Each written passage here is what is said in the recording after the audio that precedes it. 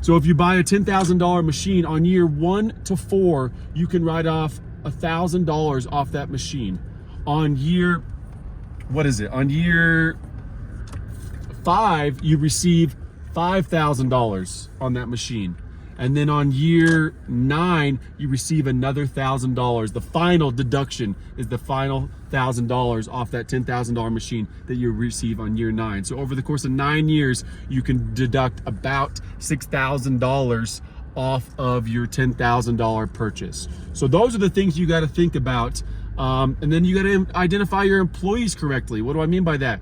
You got to understand who's a W-2 employee and who's a 1099 employee. You got to put some calendar reminders on your 1099s. In January, you got to be sending out all your 1099s to all your subcontractors.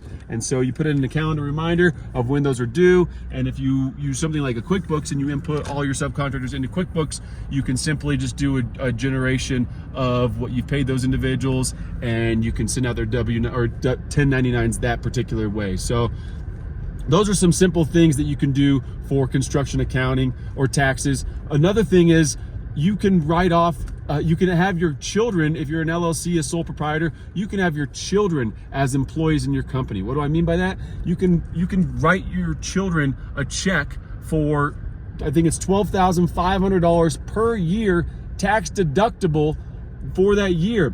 And you approximately save about $4,000 worth of taxes on that $12,500. It's a third of the taxes that you're saving as you're paying your child, and your child has to be under 18 years old, and you're paying your child as an employee of your business, and you can say that your child did certain tasks. And if you have your child come and clean your office one day and you pay him $12,500 for that, you can do that. Those are things that you can do, and you can deduct about $4,000 off that. So that's a great way to put money to use towards your kids. You can put it towards their college fund. You can put it in a savings account for your children. So you can pay your children as employees in your business and get about a third of the taxes off that for free. So once again, I'm not a tax expert per se, but there's little things in your business that you need to understand, that you need to do, and you need to check in with on your CPA. So find a CPA in your local area, someone that obviously understands your state law, and definitely get an accountant that understands construction,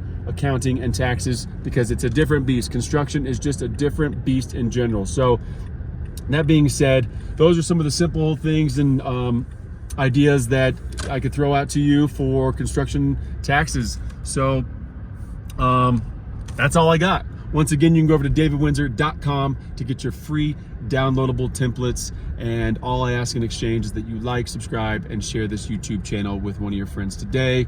And I appreciate you guys more than you know. I can't thank you enough for watching these videos. So I will catch you on the next one. Thank you so much. Bye.